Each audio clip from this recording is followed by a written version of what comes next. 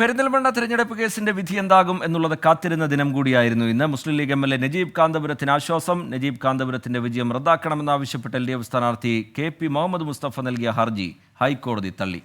കോടതി വിധി സന്തോഷകരമെന്ന് നജീബ് കാന്തപുരം പ്രതികരിച്ചു.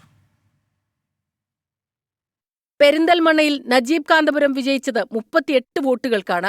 സാങ്കേതിക കാരണങ്ങൾ ചൂണ്ടിക്കാട്ടി 348 പോസ്റ്റൽ വോട്ടുകൾ എണ്ണിയിരുന്നില്ല. ഇതിൽ 263 എണ്ണം പൊതുജനങ്ങളുടേതും 85 എണ്ണം സർക്കാർ ഉദ്യോഗസ്ഥരുടെയും വോട്ടുകളായിരുന്നു. ബാലറ്റിന് പുറത്ത് ഒപ്പും സീലും ഇല്ലാത്തതുകൊണ്ടാണ് വോട്ടുകൾ എണ്ണാതിരുന്നത്. എന്നാൽ പൊതുജനങ്ങളുടെ വോട്ടെങ്കിലും എണ്ണണമെന്നും ഉദ്യോഗസ്ഥരുടെ വീഴ്ചയാണ് അസാധുവാകാൻ കാരണമെന്നുമായിരുന്നു എതിർ സ്ഥാനാർത്ഥി KP മുഹമ്മദ് മുസ്തഫ ഹൈക്കോടതിയിൽ നൽകിയ ഹർജിയിലെ ആവശ്യം. എന്നാൽ ഹർജി ഹൈക്കോടതി തള്ളി.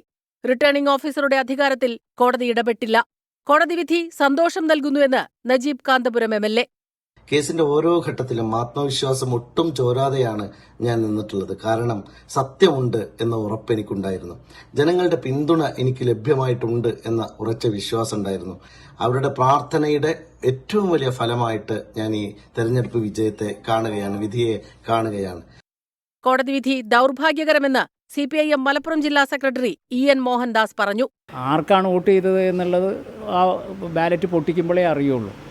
പക്ഷെ അത് വളരെ ന്യായമായ ഒരു പൗരൻ്റെ ജനാധിപത്യ അവകാശമാണ് നിർഭാഗ്യകരമായി കോടതിയുടെ ഈ വിധിയിലൂടെ ഇല്ലാതായിട്ടുള്ളത്.